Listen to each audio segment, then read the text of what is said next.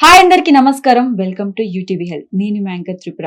So present generation లో age తో సంబంధం లేకుండా మేజర్ గా వచ్చే ప్రాబ్లం గ్యాస్. అంతేకాకుండా చాలా మందికి ఫ్యాటీ లివర్ ప్రాబ్లమ్స్ కూడా ఉన్నాయి.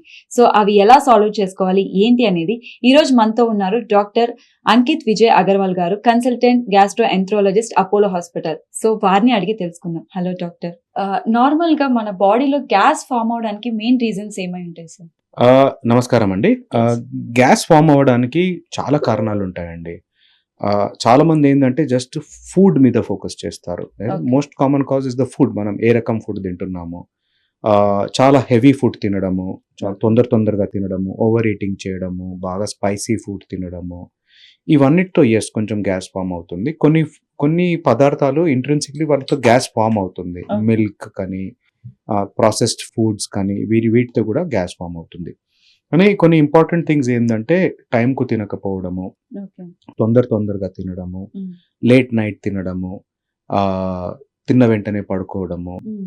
ఆర్ నీళ్లు సరిగ్గా తాగకపోవడము, ఇవన్నీ కూడా గ్యాస్ ఫార్మేషన్ కి కాంట్రిబ్యూట్ అవుతాయి. సో ప్రతి పేషెంట్ కి ఒక డిఫరెంట్ కారణం ఉంటుంది ఓకే. ఎందుకు గ్యాస్ ఫామ్ అవుతుంది వాళ్ళకు, అండ్ జస్ట్ ఒక దాని మీద ఫోకస్ చేయడం కూడా కరెక్ట్ కాదన్న. ఓకే. నార్మల్ గా మీరు ఇప్పుడు అన్నారు సార్, కొంతమంది ఓవర్ గా తినేస్తారు, కొంతమంది తక్కువ తింటారు. జనరల్ గా ఒక హ్యూమన్ బీయింగ్ అనే పర్సన్ డైలీ ఎనీ టైమ్స్ తినొచ్చు సార్ ఫుడ్ అనేది? ఎనీ టైమ్స్ అన్నట్టు ఫిక్స్డ్ కాదండి. మామూలుగా మనము 3 మీల్స్ అంటాము. Okay, so 3 to 4 meals per day is important. More than the number of meals మనం తినే calories important. Okay. Per person, ఒక పర్సన్ తన ఏజ్, తన బాడీ స్ట్రక్చర్, తను చేసే ఫిజికల్ యాక్టివిటీ బట్టి వాళ్ళకి ఇన్ని క్యాలరీస్ అవసరం అని చెప్పి ఉంటుంది. అది more important. Number of meals generally మనం యాజ్ ఇండియన్స్ మనకు generally 3 meals, breakfast, lunch, dinner అన్నట్టు ఒక హ్యాబిట్ ఫామ్ అయింది. దట్ ఈస్ అబ్సల్యూట్లీ నార్మల్ అండి. కొంతమంది గ్యాస్ ఉన్న వాళ్ళు స్పెషల్లీ ఎక్కువ తినేస్తే వాళ్ళకి ప్రాబ్లం ఉంటుంది. వాళ్ళకు కొంచెం ఫుడ్, స్మాల్ క్వాంటిటీ ఎక్కువ సార్లు తినడం అన్నట్టు మంచిది అని చెప్తాం. అంటే చాలా మంది ఫుడ్ ని చాలా తొందరగా తినేస్తారు అనమాట. కొంతమంది చాలా స్లోగా తింటారు. అంత స్లోగా తింటే నీ వంట పట్టదు, కొంచెం స్పీడ్ గా తిను అనేసి చెప్తూ ఉంటారు.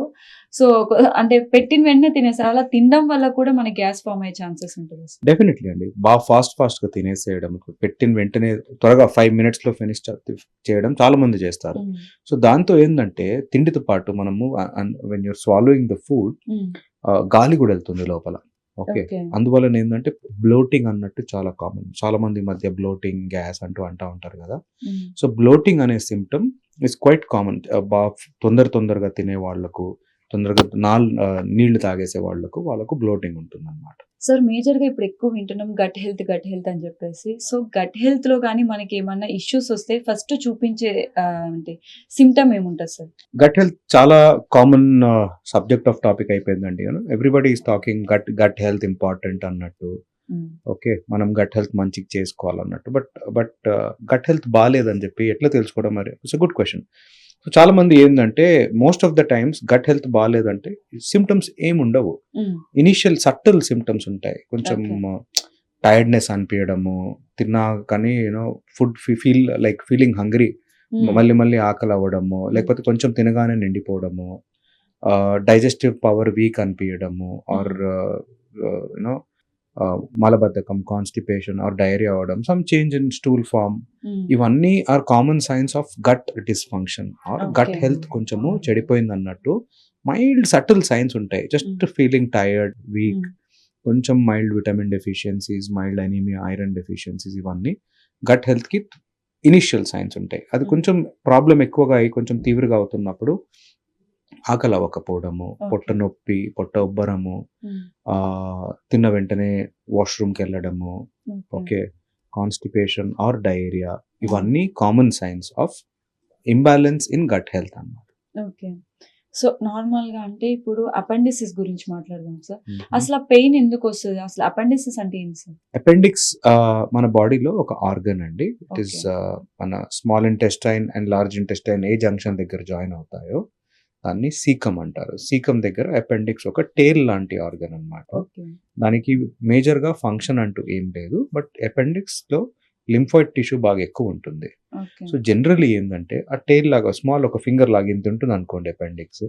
అందులో ఇన్ఫెక్షన్ చేరుకున్నా, అందులో కొంచెము మేబీ ఒక మోషన్ పార్టికల్ వెళ్ళి స్టక్ అయినా, ఆర్ ఫుడ్ పార్టికల్ వెళ్ళి స్టక్ అప్ అయిపోయినా, ఆర్ అప్పుడప్పుడు ఇంటెస్టైనల్ వర్మ్స్ వెళ్ళి స్టక్ అయిపోయినా ఏంటంటే Mm. దానికి ఫ్లో ఆగిపోతుంది. ఆ ఫ్లో ఆగిపోయినప్పుడు దానిలో స్వెల్లింగ్ వస్తుంది, ఇన్ఫ్లమేషన్ వస్తుంది. ఈ ఇన్ఫ్లమేషన్ ని అపెండిసైటిస్ అంటాము. ఏదైనా ఆర్గన్ కి ఐటిస్ means inflammation. So appendix the inflammation ని అపెండిసైటిస్ అంటాము. సో అది నాకెందుకు వచ్చింది సార్ అపెండిక్స్ అంటే, usually most of the times మనకు కారణం ఏముండదు. వెరీ సమ్ రేర్ టైమ్స్లో ఏంటంటే దానిలో వర్మ్ వెళ్తుంది, లేకపోతే ఫీకోలిత్ అంటారు, అపెండికోలిత్ మోషన్, ఒక హార్డ్ మోషన్ దానిలో పోయి కలెక్ట్ అయిపోయినందుకు ఫామ్ అవుతుంది. అండ్ అందువలన మనకు పెయిన్ ఉంటుంది, అపెండిసైటిస్ పెయిన్. ఓకే. సో అది మనం ఎలా రిమూవ్ చేయొచ్చు సార్? ఎంత టైం పడుతుంది? లేకపోతే అపెండిక్స్ లో ఒక్కసారి వాప్ వచ్చింది, అపెండిసైటిస్ వచ్చింది అంటే అది ఒక ఎమర్జెన్సీ, సివియర్ పెయిన్ ఉంటుంది పొట్టలో, right lower side, right iliac fossa అంటాం మెడికల్ టర్మినాలజీస్ లో. పెయిన్ అప్పుడప్పుడు సెంటర్లో బొడ్డు చుట్టుపక్కల నుంచి స్టార్ట్ అయిపోయి రైట్ సైడ్కి వెళ్తుంది పెయిన్. పెయిన్తో పాటు కొంచెం నాజియా, కొంచెం వామిటింగ్ సెన్సేషన్, కొంచెం ఫీవర్ రావడము, ఆకలి అవ్వకపోవడము, ఇవన్నీ సపోర్టివ్ సైన్స్ అన్నమాట. ఎవరైనా ఇట్లా పెయిన్ ఉంది ఇవన్నీ కూడా ఉన్నాయంటే అపెండిక్స్ ఉండే ఛాన్సెస్ కొంచెం ఎక్కువ ఉంటాయి. క్లినికలీ ఎగ్జామిన్ చేస్తే వెంటనే మనకు తెలిసిపోతుంది అపెండిక్స్ ఉన్నట్టు.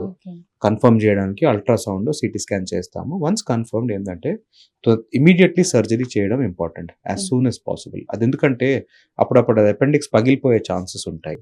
అది పగిలిపోయిందంటే the type of surgery vary ఉంటుంది, కొంచెం కాంప్లికేషన్స్ వచ్చే రిస్క్ ఉంటుంది. లేకపోతే సింపుల్ సర్జరీ అపెండిక్స్ అయితే ఇవాళ సర్జరీ చేస్తాము, రేపు ఎల్లుండి 1 or 2 days మేము పేషెంట్స్ని డిశ్చార్జ్ కూడా చేసేస్తాము.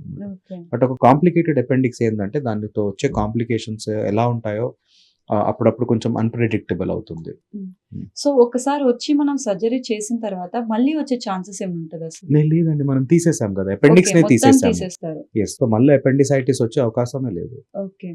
సో దాని తర్వాత మనం ఎలాంటి కేర్ తీసుకోవాల్సి వస్తుంది sir? Appendix surgery just like any other surgery అండి, small surgery. Most of the times ఈ మధ్య లాప్రోస్కోపీలో అయిపోతుంది. Minimal incision surgeries or keyhole surgeries అని చెప్తారు, లాప్రోస్కోపీ, ఇవన్నీ different words for the same thing. Okay, తో స్మాల్ సర్జరీ ఉంటుంది, 2-3 చిన్న కట్స్ అవుతాయి. సర్జరీ చేసిన తర్వాత వెంటనే యూజువలీ ఆ సేమ్ డేనే కొంచెం లిక్విడ్స్ అలా అలౌ చేస్తాము. కొన్ని రోజులు రెస్ట్ ఉంటుంది. ఆబ్వియస్లీ డయట్ రెస్ట్రిక్షన్స్, ఫుడ్ మీద కొన్ని ఉంటాయి, ఫిజికల్ రెస్ట్రిక్షన్ ఎందుకంటే స్టిచెస్ ఉంటాయి కాబట్టి హెవీ వెయిట్ లైక్ లిఫ్ట్ చేయవద్దు, కింద కూర్చోవడము, ఇవన్నీ కొన్ని రోజులు అవాయిడ్ చేస్తే చాలండి. మేజర్ రెస్ట్రిక్షన్స్ అంటూ ఏముండవు. ఓకే. సో ఇది మామూలుగా మేజర్గా ఏ ఏజ్ నుంచి ఏ ఏజ్ గ్యాప్ లో వచ్చే ఛాన్సెస్ ఉంటుంది? ఏదైనా ఏజ్ కి రావచ్చు అండి, 1 to 2 years పిల్లల నుంచి 70-80 years అడల్ట్స్ ఎవరికన్నా అపెండిక్స్ రావచ్చు. బట్ జనరలీ ఇది 5 to 15, 5 to 25 years లో కామన్లీ చూస్తాము. బట్ ఎనీ పర్టికులర్ ఏజ్ లో అపెండిక్స్ అపెండిక్స్ లో వాపు రావచ్చు, అపెండిసైటిస్ రావచ్చు, దానికి సర్జరీ చేయాల్సిన అవసరం పడవచ్చు. ఓకే. అంటే మనం ఏజ్ బేస్ చేసుకుని ట్రీట్మెంట్ అనేది డిఫరెంట్ ఉంటుందా సార్? అంటే చిన్న పిల్లలకు ఒక ట్రీట్మెంట్ అనేది లేదండి, ప్రతి appendicitis requires surgery. Yes, surgical risk ఉందనుకోండి, బాగా ఓల్డ్ ఏజ్ లో ఉన్నారు, లేకపోతే వేరే కండిషన్స్ ఉన్నాయి, హార్ట్ ప్రాబ్లం ఉంది ఆర్ సమ్ అదర్ కాంప్లికేషన్ ఉండి ఇమీడియట్లీ సర్జరీ చేయలేకపోతున్నాము, patient on blood thinner medicines ఏదో వాడుతూ, అలాంటి సిచ్యువేషన్ లో we may have to opt for medical management. అంటే కొన్ని రోజులు మెడిసిన్స్ ఇచ్చి కొంచెం ఇన్ఫెక్షన్ తగ్గాక a few weeks later surgery చేయాల్సిన అవసరం పడే అవకాశం ఉండొచ్చు అండి. ఓకే సార్, ఇప్పుడు మనం డైజెస్టివ్ సిస్టమ్ గురించి మాట్లాడుకుంటే మన హెల్దీ డైజెస్టివ్ సిస్టమ్ కి ఇమ్యూనిటీ సిస్టమ్ కి ఏమైనా కనెక్షన్ ఉంటుందా సార్? చాలా ఇంపార్టెంట్ కనెక్షన్ ఉంటుందండి. Our intestine is a good source of immunity అండి. ఇమ్యూన్ సెల్స్ చాలా హై క్వాంటిటీలో ఉంటాయి మన ఇంటెస్టైన్ లో. అలాగే మన intestine is a source of good gut bacteria.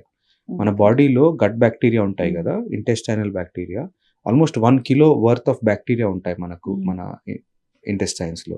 So మన డైజెస్టివ్ సిస్టమ్ బాగుంటే మన ఇమ్యూన్ సిస్టమ్ బాగుంటుంది. అలాగే మన ఇమ్యూన్ సిస్టమ్ బాగుందంటే మన digestive system also works well అన్నమాట. డెఫినెట్లీ ఒక అసోసియేషన్ ఉంటుంది.